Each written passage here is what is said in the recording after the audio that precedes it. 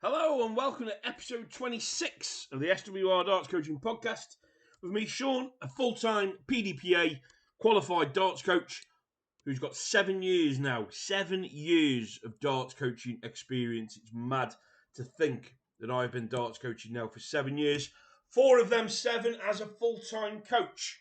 And obviously the last year as a PDPA qualified coach, 3 years as a JDC qualified coach.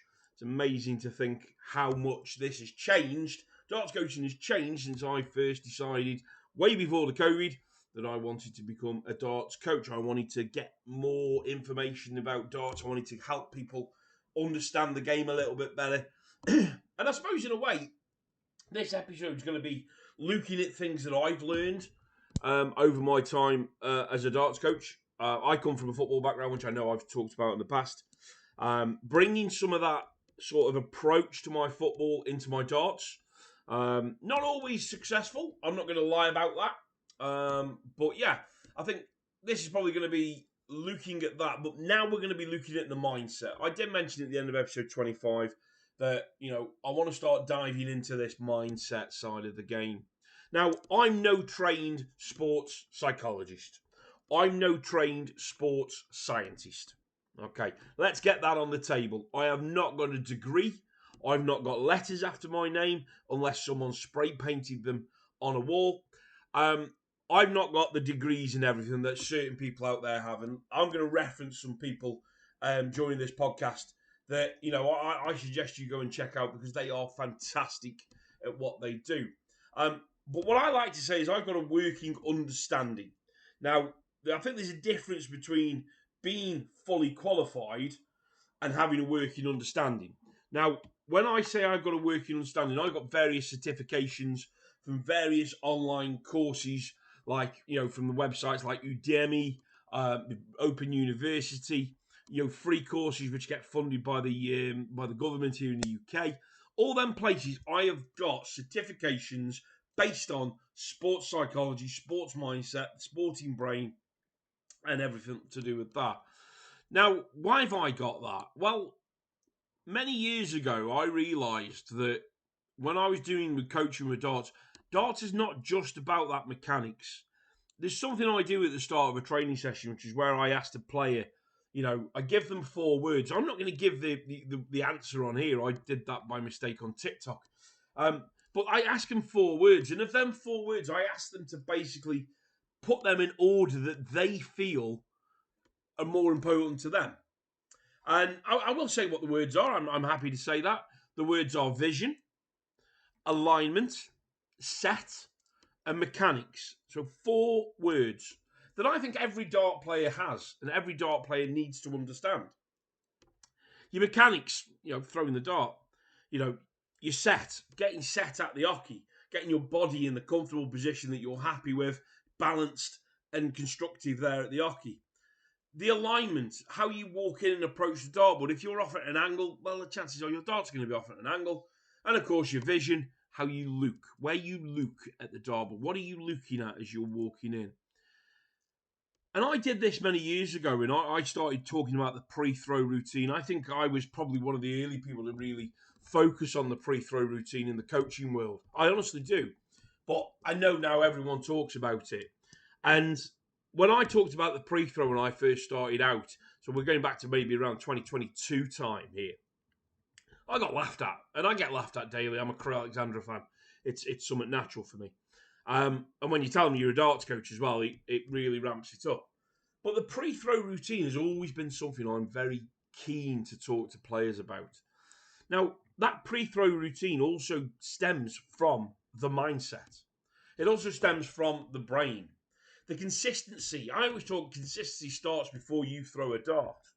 Now, as a dart player, I see it all the time, and I see the pros do it as well. I've worked with a couple of pros in recent weeks, and I mentioned this thing about the pre-throw mindset and everything, and they were like, "Yeah, I know, but when I'm on stage, it's different."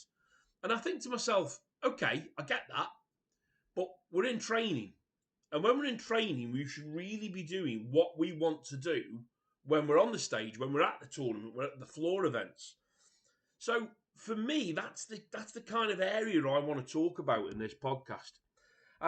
So the start part of this podcast, I normally split it into 3 bits, and I'm going to do the same as I always have done, to be honest. But I'm probably going to add in a little bit extra in this one. So start off, we're going to talk about the mindset. We're going to talk about what my resources, what I've learned, who I've dealt with over the last number of years. The next part after that, I'm just going to talk about what is happening in the coaching world, the latest information that I know about for darts coaches, and what I'm excited about for this year for darts coaching. The third part, it's about negative comments, and I'm going to explain what that's all about when we get there.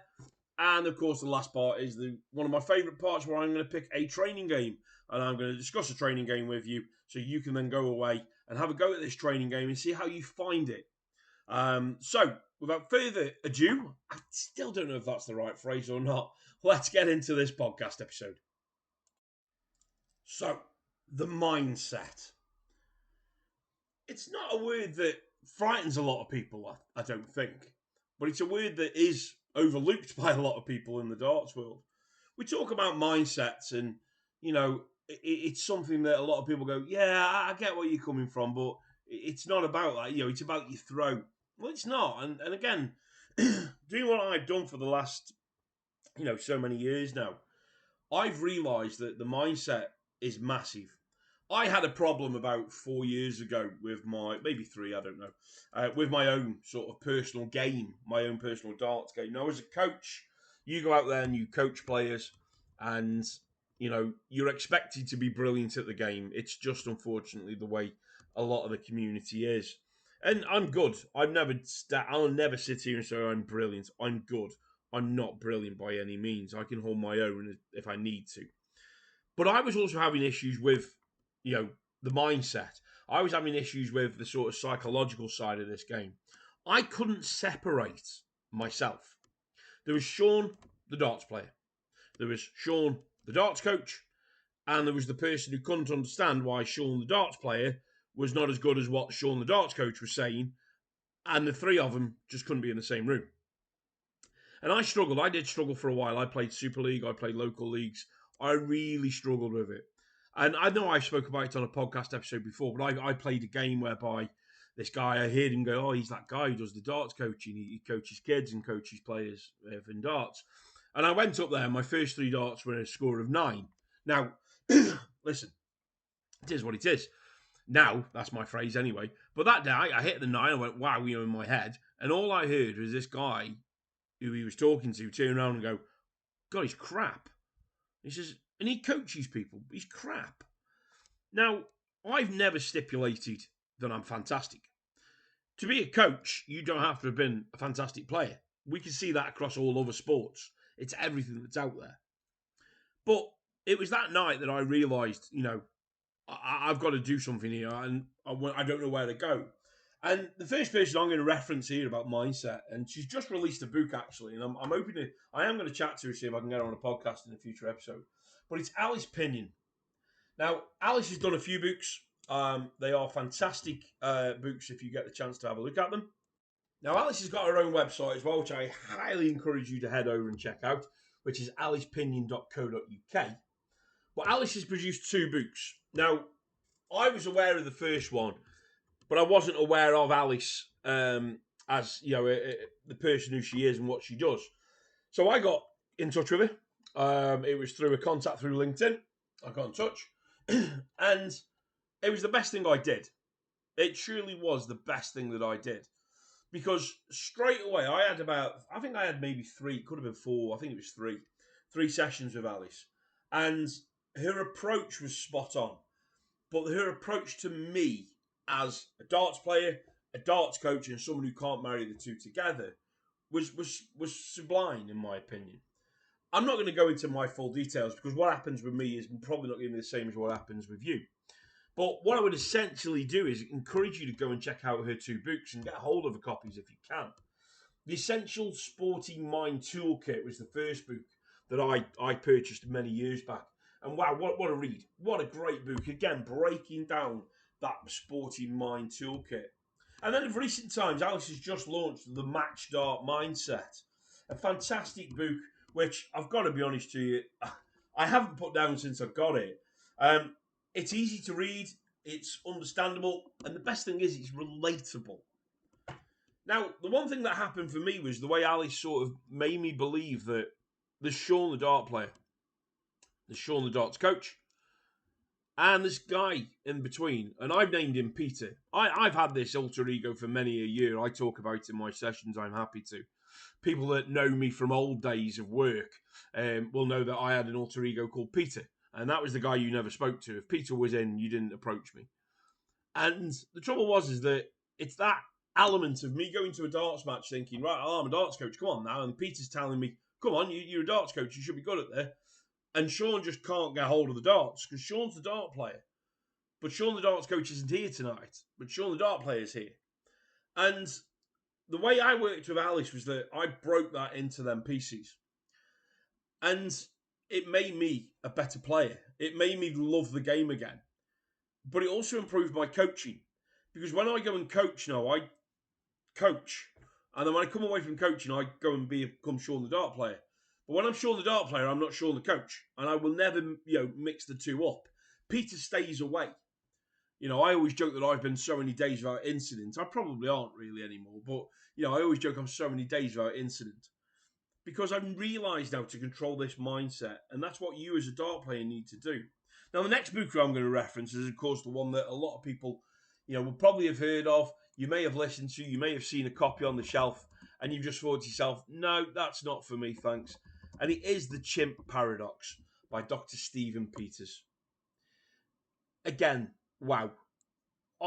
After speaking with Alice, I ended up getting a hold of a copy of the Chimp Paradox, the Mind Management, and I read it front to cover, and it was fantastic. And then when I had a little part-time van driving job just to top my my income up, I spent a lot of time listening to this as an audiobook as well, and then I've read it again.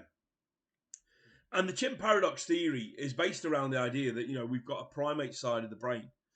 And we've got the primate side of the brain and we've got the human side of the brain. And the two, emerge together. But there's only one side that's more in control than the other. And it's so true for a dart player. You go up to the dartboard, you throw 3 darts, and the first dart lands in treble 20. And your next dart lands in big 1. And your next dart lands in, say, big 12. You already now are not happy. You're unhappy because you've thrown a treble 20 and the other two have got nowhere near. So all of a sudden now the chimp starts going, oh, hello, what's going on? I'm not happy with this. And he kicks in a little bit of a paddy. Well, the way I look at it now, from reading the Chimp Paradox, doing the mindset research that I've done, the certifications that I've done, is I look at that and I go, okay, still 73 points towards 0. If I hit a big 20, a big 5, a big 1, still 26 points towards 0. But what did go wrong? Was it the first dart that was wrong? If it was, could I have dealt with that a little bit better? If it was the third dart, well, I can't really deal with anything now because I've thrown my 3 darts.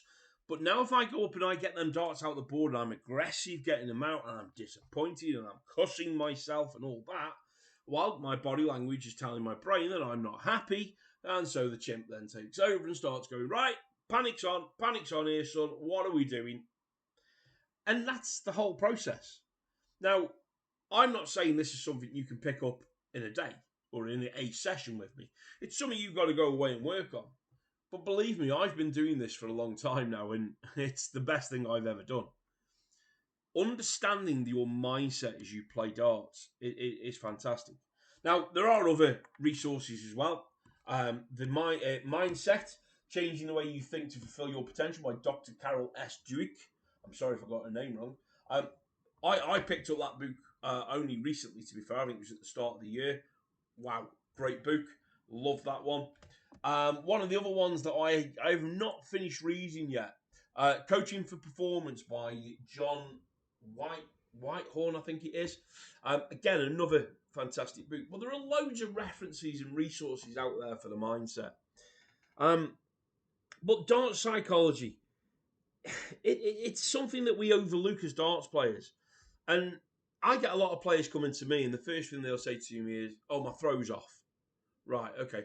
When I'm throwing, my elbow's kicking out. My thumb just seems to move. When I'm throwing, like I've got a twitch in the back of my neck.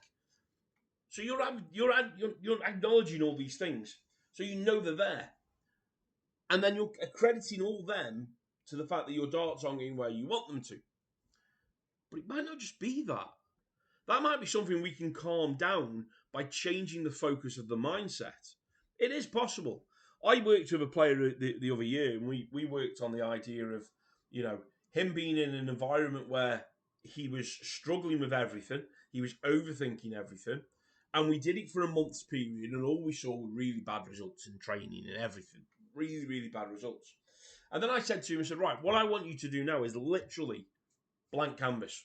I said, I need you to come to a session and not be bothered. I said, I need you to come to a session and just be so open-minded. Enjoy the things we do. If something goes wrong, we laugh it off. We need to make sure that our pre-throw is the same every time. And we worked on this for a period of time.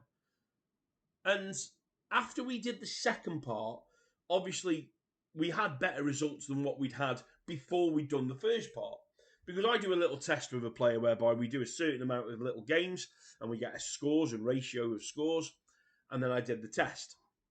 So I got him overthinking everything. I got him to really divulge his head into everything. And them scores really dropped.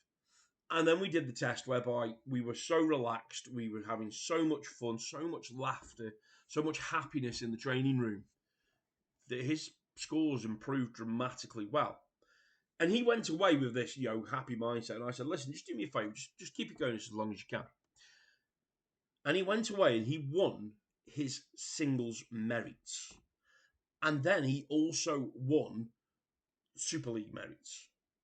Now, this is a guy who, when he came to me, was nowhere, he was overthinking everything as well. Good player, though. But the moment I got him to change a mindset, change an approach, look at it that, I'm just a dart player.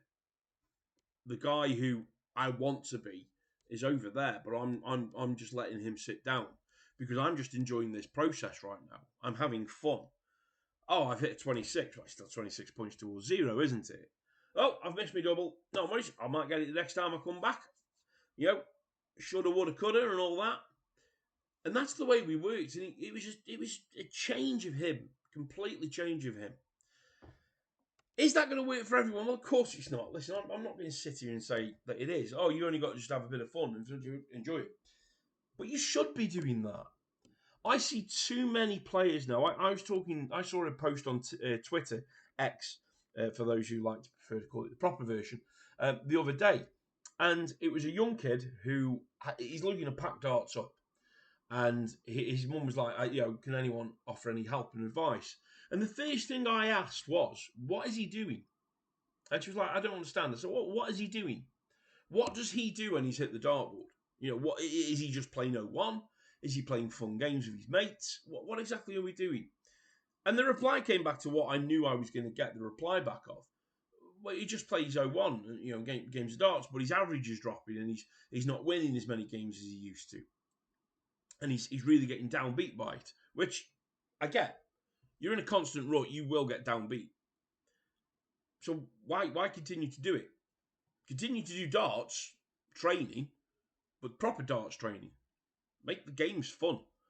Make it easy and laughable, but with a purpose at the end. Make sure that when we're doing it, we're coming up to the ball going, yeah, happy with that. Smiling every time. We've just hit a bad score. We're still smiling. Because don't forget, when you're smiling, the body language is showing that you're happy. And the brain hasn't got a clue. The brain doesn't know either way. As far as the brain's concerned, we're happy at this moment. Yeah, we all know that 26 or that score of 9 that I hit that night when I was in the pub is not very good. But that particular night in the pub, I hit that 9. Now looking back, if I could go back, and I won't, because believe me, if I get 1.21 gigawatts in a DeLorean, I ain't going back to that night. I'm going back to a different time in my life to change things, let me assure you. But if I was there now, I'd be going, 9 points towards 0, happy days. And as I turn around and hear that comment of, oh, he's crap, isn't he? I'd just be able to turn around and go, you're correct, my mate.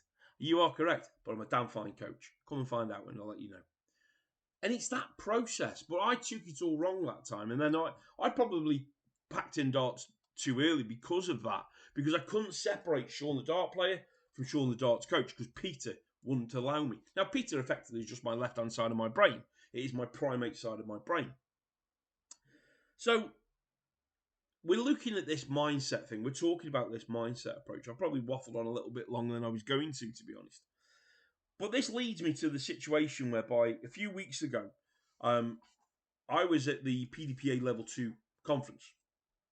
And while we were at the PDP Level 2 conference, there was a gentleman there by the name of Chris O'Connor. Now, Chris runs Eccleston Park, let me just get this correct, Eccleston Park Hypnotherapy.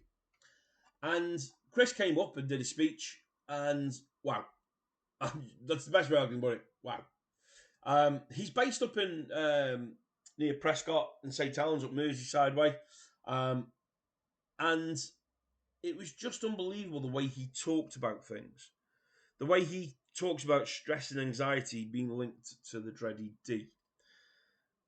And again, I see all this in these kids. You know, kids come to me. We had a young gentleman not too long ago come to me, and you know, we were watching him throw, and I was like, okay, that's an interesting throw, and I don't bring it up.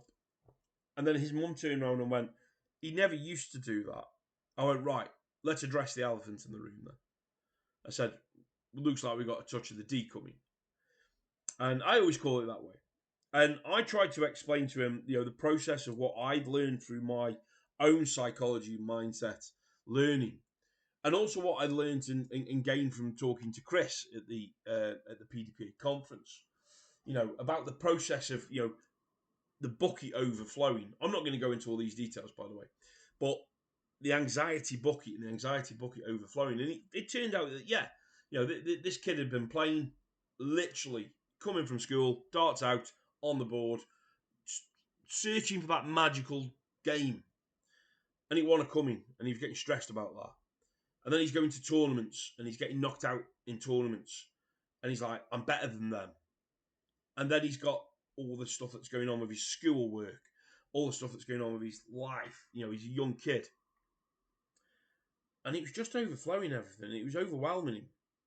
And for me, I made this. I turned the session into a bit of fun, and you know, he was like, "No, I can't do it because I know what you're trying to do, but I'm a better player than these games." I'm like, "I know you are, and I agree, but there's a problem at the moment, mate. There's something we've got to address. There's something we've got to look at, and don't forget, you know, dartitis isn't a disease." I've said the word. It isn't a disease. There's no cure. You know, there's no pill to take. But we've got to start breaking down why we get to that stage. And it's all around the mindset, the psychology side of this game. And I think from my point of view now, as a darts coach, full-time darts coach, you know, this is where I'm investing in myself more, to learn more about it. Hence the reason I'm doing all these different courses. And why I wanted to just touch on it a little bit today, to say to people that if you're listening to this and you're thinking to yourself, it's not about, you know, I'm struggling to do this, I'm struggling to do that. When you book in with me, just remember that I'm not just going to focus on the throw. I'm going to focus on everything else we do away from the throw, because that can be more important to you, the dart player, to get right than the throw. The mechanics are what they are. It's delivering the dart from A to B. The process to go to deliver the mechanic is essentially the main part. That should be your essential engine. Going back to them 4 phrases earlier: set, align, vision, mechanics. I'm not going to tell you the order I want them in, but there's one that I always want at the top, and it's the most important one in my opinion to help the mindset of a dart player. Now, I touched on it there that I was at the PDPA Level 2 launch, the PDPA conference, seminar, whatever we're going to call it, a few weeks back. And it was a fantastic weekend, held up in Blackburn at the Blackburn Youth Darts Academy. Fantastic hosts they were. It was a great weekend. One thing I realised is that I apologise to any of my Blackburn listeners. but you don't have many pubs in your town centre, do you? I decided on the Friday I was going to go out and have a drink and try and find a couple of games of darts. And I'd been in the Wetherspoons. I'd had my dinner in the Wetherspoons. I walked out and I'd been on Google Maps and I looked round. I couldn't really see anything. I saw a copper and I went over to him and I went, "Excuse me, mate, where would you recommend me go for a game of darts and a nice drink and a bit of relaxation on a Friday afternoon?" And he said, "Exact to him, we're back down the motorway." Um, but anyway, it was a great weekend. I got to meet up with loads of coaches from the level 1 who were level 1 qualified. Got some great feedback on myself, which is always nice to get. A lot of people who use my resources, explaining why they use them and why they like them. Hopefully they give me credit. If they do, who knows? We all know that doesn't happen everywhere. But we had obviously guest speakers at the seminar, which were fantastic to listen to. Unfortunately, I got pulled up on stage to take on Trina Gulliver, which didn't go too well for me. I did okay, to be fair, but didn't expect that. And obviously, we had the launch of the PDPA Level 2. Now, I'm an advocate that this is the way forward. Getting the industry recognised correctly with qualified and accredited coaches. It's the same in football. Listen, we all know that you can be an ex-player in football and get a job at the top level because you used to play at the top level back in the day. Does that mean you're going to be a great coach? Well, it hasn't always meant that, has it? There are certain players who've certainly done that, but there's a lot more people that haven't. You look at the top coaches in the game, they've all been through the system. They've all been coached by people who know what they're talking about. And I think this is where the PDPA have stepped it in right. Glenn Durrant, Jamie Caven, Peter Manley, Alan Warren Little, great dart players who are adding their information to the courses. Now, I've never held back and I have admitted this. My aim of what I would love to do is to one day deliver the PDPA Level 1 course as one of the coaches to deliver the course. That is something I've set a goal, my SMART goal, my SMART targets in my life, my business. That is one of them. I will never deny that. So the Level 2, when it was announced, was obviously straight away for me, a massive light bulb. Yeah, this is a great opportunity. This is what I'm looking forward to. Now, something that maybe struck me as a little bit of a shock, but it was an interesting moment when they came to announce the Level 2, was that there was only going to be 20 places available. Now, the PDPA, they have hundreds of coaches at the moment at the Level 1 stage. And obviously, I was one of the first to take the PDPA course way back in 2025. So at that moment when they announced that, we've only got 20 places and you can apply today, it was a little bit, oh my word, we got to get on. And then when they said the link is live, you could just see everyone in the room. And then at that point, you could have done whatever you wanted in that room. If there was no phone signal in that room, there would have been a stampede out the door. Because everyone was getting their phone out at that point and they were applying for it. And I'm happy to say that I applied and I've been one of the lucky candidates to be selected for the PDPA Level 2, which is going to take place this summer. We have a couple of online parts that we will be doing, and then we have the face-to-face, which I believe is a 2-day part, and then we have an assessment day where we then have to go and be assessed. And I love this. This is what I love. Of course, my anxiety will kick in when the assessment comes around. I know it will, but I also know I'm good enough. Back in my football days, you could turn up for some courses and you knew you'd just walk in and you walk out. And I've never agreed with that, to be fair. It's not my approach to how I think things should happen. But the PDPA have looked at the structure of how coaching goes and gone, no. You've got to be assessed. You've got to prove to us that you can pass this course. So the online bits is about getting prepared. What makes a successful coach. The structure of what we'd be looking for as a coach. Into the face-to-face stuff where we're going to be learning about setting up, that darts coaching session, which again, for me, I've been doing it for many years, working to their Level 2 blueprint. Again, I have my own sort of blueprint philosophy that I work to, as well as the PDPAs. So for me, it's going to be about readapting my own approach, maybe. Who knows? I maybe add in things or take things away. Um, the lesson delivery, which I'm looking forward to, and then the assessment process. The face-to-face assessments with I think it's Chris Lovell, if my memory serves me right. That's the bit that for me I'm more than looking forward to. As a darts coach for, as I say, nearly 7 years now, you get Google reviews, you get people come to you because you've been recommended. You get pro players come to you because they've heard, good things that you do. You get players come to you who've been sent to you by other coaches because of the work you do. This is going to be that moment for me to go, right, okay, I'm now getting assessed by people to be told I am doing things right. And that's what I'm looking forward to the most. Away from that, though, listen, who knows what's going to happen? Level 3 I know has already been rumoured about. How many level 2s there are going to be this year, we don't know. Luckily, I'm one of the first 20 going in on that first one. There is a rumour that there may be another one at the end of the year. So at the end of this year, could they have 40 level 2 coaches and 100 plus level 1 coaches? It's growing.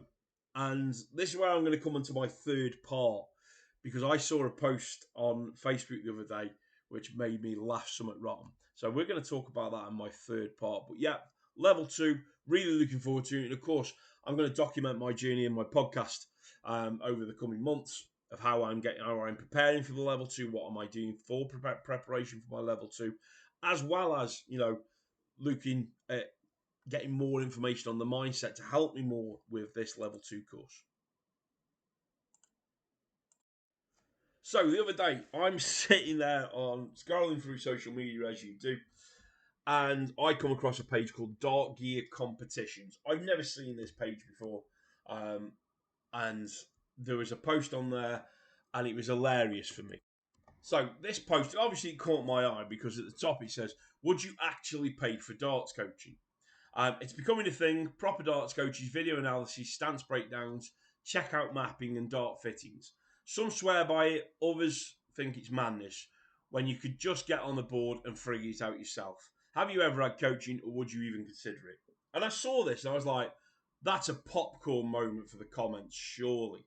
For me as a darts coach, yeah, I'm like, okay, I get where you guys are coming from. It's that common thing I see too often on social media. You can't coach darts. Darts coaching, nah, not having that. You can't coach darts.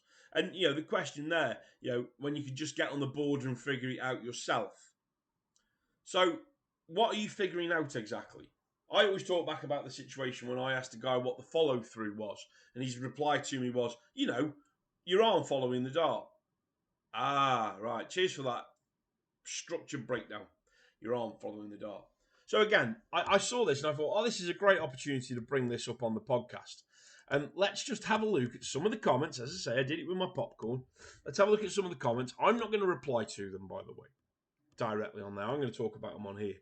The reason being is when you engage with people I find on social media, that's when it goes off. I did reply to the actual post, and I put, as a 7-year experience full-time darts coach, I won't let you know my answer to this one, guys. And of course, I'm saying what it is. So let's take a look at a couple of the answers, and one of them, a couple of the replies, and answers. First one here, this one makes me laugh. Depends if it's a pro player, not taking advice from a guy I can beat.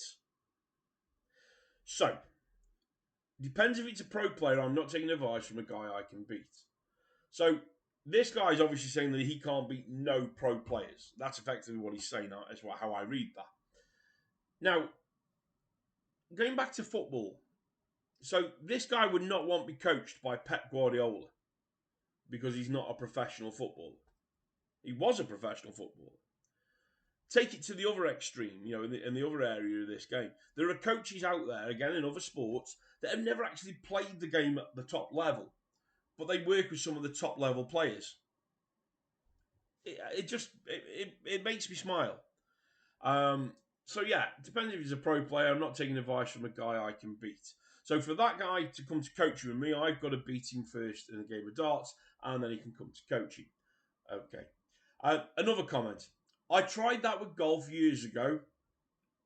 Effed up my mind and game.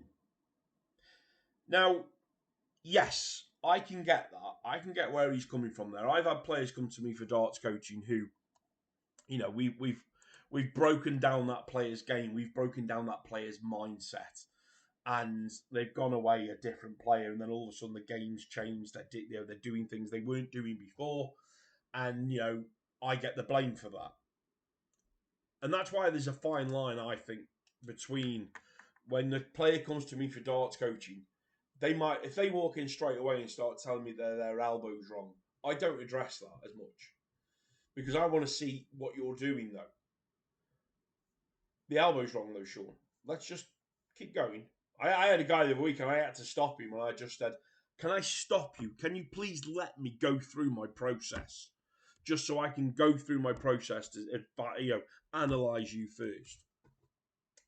But again, you've gone to a coach to seek help. That coach is only giving you help and advice. You don't have to take it. He's giving it you from a qualified, experienced position. You don't have to take it. But that's the other thing. Oh, it's a darts coach. Well, what he says is gospel. So what I want you to do is I want you to stand there with your leg up your backside, with one eye closed, whilst having a parrot on your left shoulder, and just throwing with your pinky and your thumb. Oh, right, okay, well, the coach has told me to do that. But it's not, is it? A coach wouldn't tell you to do that. And if a coach did tell you to do that, why are you then going to do that? Because it's clearly not right. Yeah. I get where that one was coming from. But again, a coach is trying to help you and guide you. Well, here's my favourite one. This is my favourite one. Someone's thought, there's a gap in the darts market that I can exploit for 5 minutes. I've been coaching 7 years.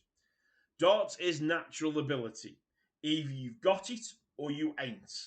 And grip, technique, of throw stance, etc. is purely down to the individual themselves. Blah, blah, de blah. This is the one I loved.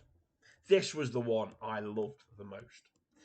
There's a gap in the darts market. I can exploit that. No one's exploiting anything. Oh, can't coach pool. There's a load of ultimate pool coaches about now because ultimate pool's on the rise. But you can't coach pool. It's just about whacking balls around the table. Okay. Darts is a natural ability. You either got it or you ain't. So a lot of young players in other sports as well as darts that might not have that natural ability at the moment. Don't bother getting involved because if you ain't got it, it's tough cheddar. What's that? We can probably help you to nurture that talent and nurture that ability and make you better as a coach. Oh, right, okay. That's interesting. It's not about natural ability. If you train something, no one is born a doctor. No one is born an engineer. No one is born a scientist. No one is born into anything like that. You develop the skills to become that. How do you develop the skills? Through learning. Who gives the learning? The teachers. And what essentially is a teacher? A coach. So, yes, it can be. It's not about natural ability. If you've got natural ability for a dart player, that's fantastic.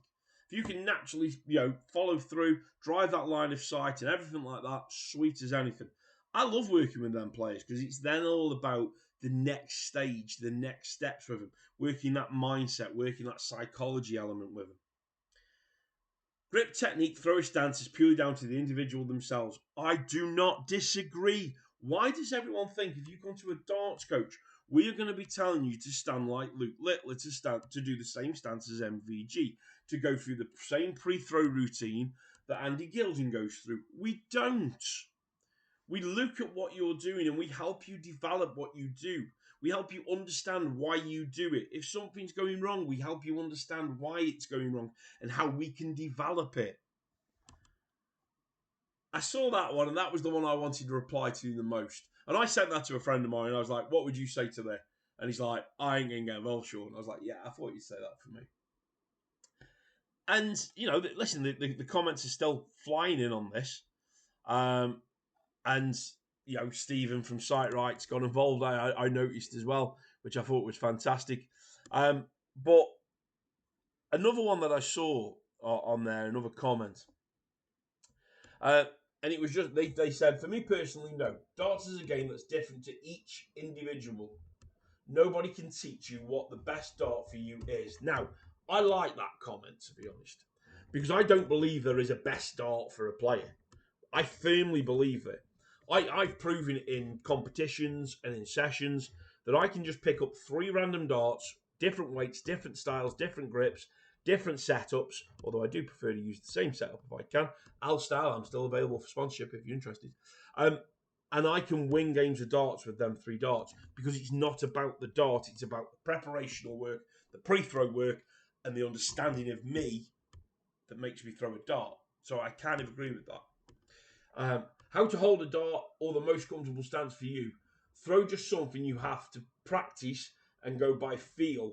The high averages and tight doubles come from practice and persistence. Now again, I'm going to build on this one here.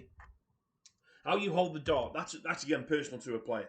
I've seen many different grips. I have seen loads. And I don't think I've seen them all by any means. I did see a guy recently who his grip was between his the corner of the bottom of his thumb and his swearing finger. Did it work for him? Yeah.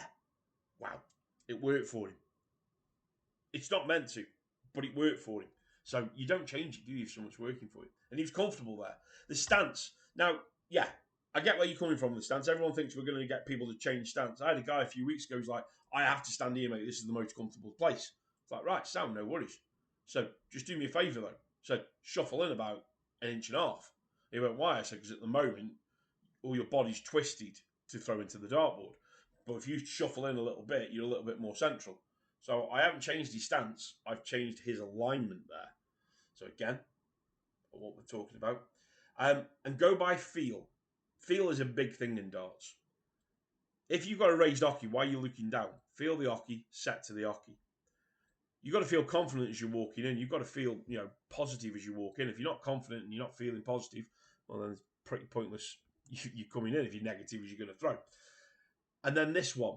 The high averages and tight doubles come from practice and persistence. I'm changing the word, and you know I'm changing the word.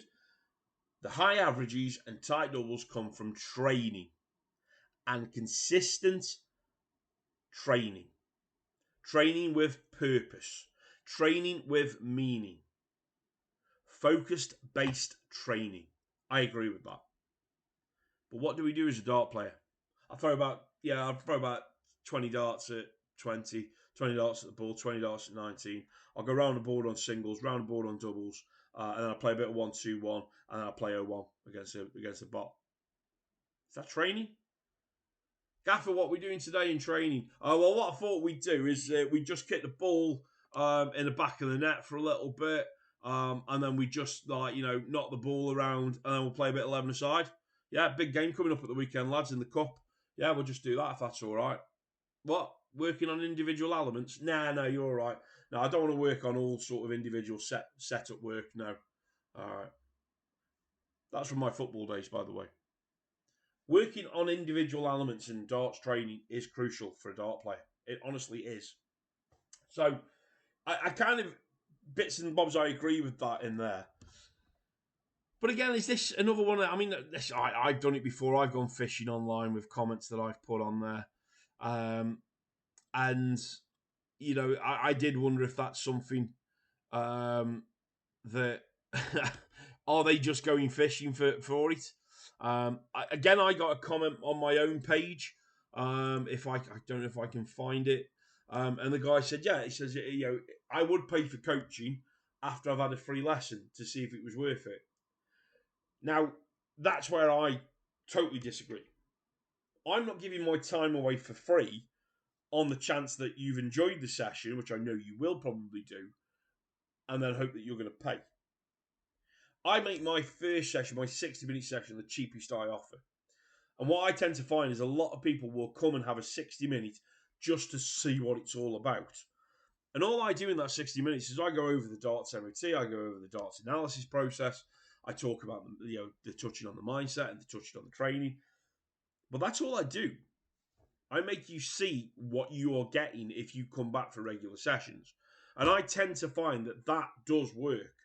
If someone comes to me for a 2-hour session, again, I tend to see they're coming back. But what I find most at the moment is when someone comes to me for a 3 or a 4-hour session, they don't tend to be coming back as regular as the others do. And the reason being is I think when you have a longer session with a coach, you think, well, I should be perfect now as I walk out of here, and you're never going to be perfect anyway. But that's what I'm seeing there. But again, I just thought, it's great to see these comments. These are comments I get all the time, by the way. Someone the other week said, how can you coach a player when you've never played in the PDC? And that was on a TikTok. I also got a comment of, I mentioned to someone I'd done a video analysis of him. And I was watching him live on TikTok, and I just said, think about what I was saying about your pre-throw routine before you throw. I could just see it slightly off. And someone commented in the comments, oh, and where are you ranked on the PDC exactly? And I just looked at it and laughed. And now, again, I could have replied to that. The left side of my brain, the primate side, Peter could have replied to that. But no, Sean's in control of the wheel, so Sean doesn't reply. So, yeah. Just saw them comments. I thought I'm going to bring that up on the podcast. Interesting thing to think about. And an interesting approach to what we do. So as we do in every podcast episode, let's finish on a darts training game.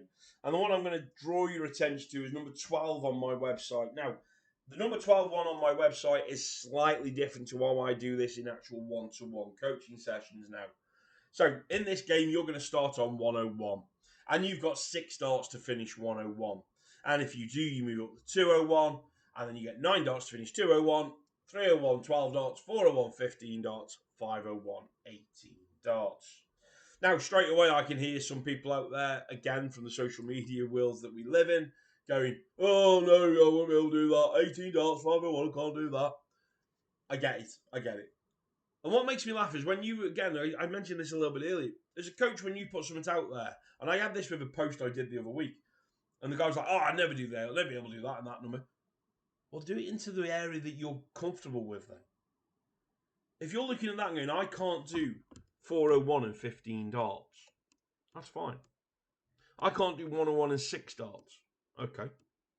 So what should we do? Well, let's add 3 darts to each number. So it's 101 and 9, 201 and 12, 301 and 15, 401 and 18, 501 and 21. Well, I'm struggling with that as well. Okay. Keep the lower ones as low as you can.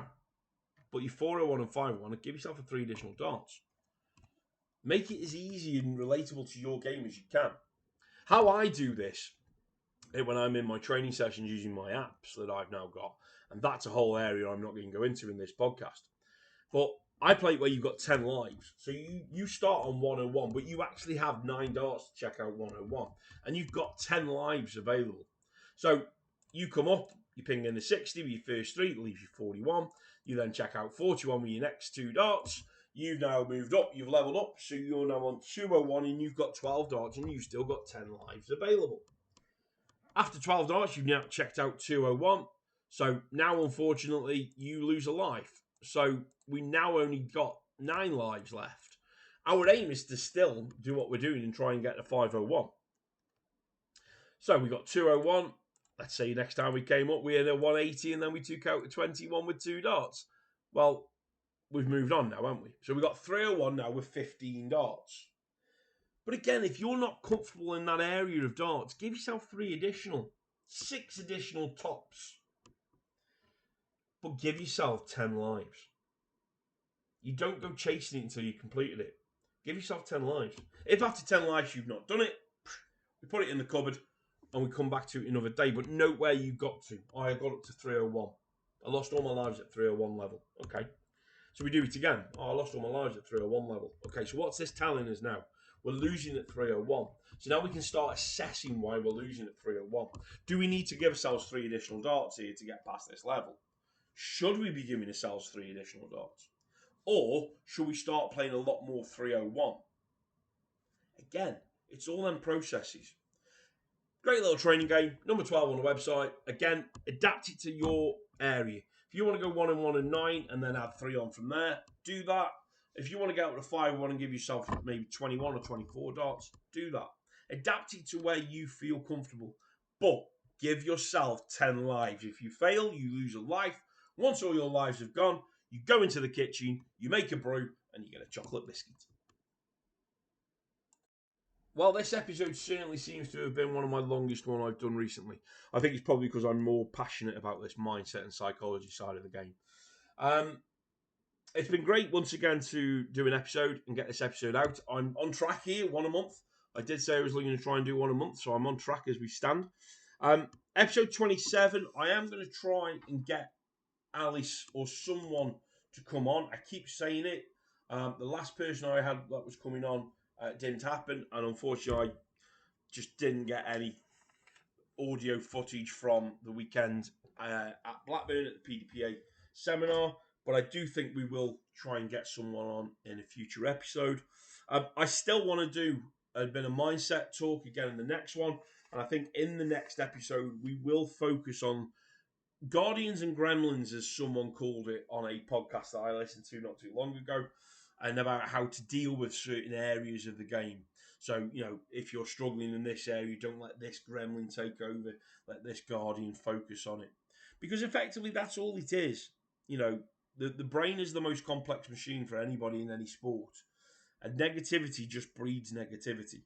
So again, we're going to look at that in the next episode as well. As well as me talking about all things darts. And I always say this, if you've got any questions you'd like me to ask, you'd like to ask me, you'd like me to cover, send them in, drop me an email, info@swrdartscoaching.co.uk. Throw them in the comments here, wherever you're listening to this. You might be a YouTube listener, throw them in the comments. Spotify, throw them in the comments. Amazon, I haven't got a clue how that one works. So just, if you can, drop your comments where you can, and obviously also drop me an email. It's probably the easiest way to get in touch with me. If you're after one-to-one coaching, darts mindset coaching and all that, get in touch with me. All the information is always on my website. All the latest prices are on there. Block booking's now available on there, so you can buy the first 3 sessions, and then there's no obligation to buy the next 3. You just buy the first 3 sessions. If after them first 3 sessions you don't want to come back for the next 3, that's fine. If you do, you can purchase them there and then, and you can hold them to whenever you want to come back. I'm also going to be soon launching my online training, which is me doing video training with you online. But what I will just announce here on this podcast, and I want to say this out loud, I am not producing an app for training. There's been a lot of confusion made because I'm advertising a lot of games that I do in my training sessions. And some people have got the wrong end of the stick and have started causing a little bit of sticky stir. It doesn't surprise me. I come from a football world where it was toxic all around. And unfortunately, there are toxic people out there that are happy to bring anyone down as much as they can. You might see across my website and across my socials that I've developed apps. I've got 47 training games now available for me to use as an app. Why? Because I use them in one-to-one training sessions because I'm fed up of walking to the whiteboard. So I now use technology to do them. They don't link up to Scully. They don't link up to Omni. They don't link up to anything. Are they available in the public domain? No, they are not. Will they ever be available in the public domain? I can officially say no, they will not. So whoever's been flea flicking other people's ears, please stop, because you're just causing a problem. And at the end of the day, you're a bit of a... Anyway, so that's the end of the episode. I really appreciate it. If you like this episode, please, share it with your darting connections. Share it across social media. If you've not enjoyed this episode, share it with your darting connections. Share it with social media.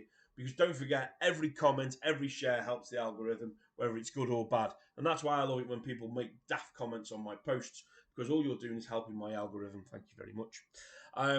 But if you are seriously looking for help with your darts game, get in touch with me. I'm more than happy to have a chat.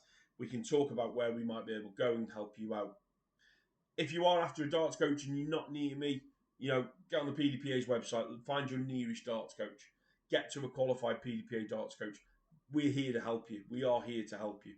We are the generation of darts coaches now. We're coming through and helping players get better with this game. And we're not going away. You're going to see more and more of us, as I say, with the production of the level 2 and probably beyond. So, once again, thank you for listening. I hope to speak to you on the next one, which obviously will now be in May, because I'm going to make sure these happen every month. And darts players, just keep enjoying your darts, keep enjoying your training. And my final comment, let's make darts fun again. Till the next one, take care, guys.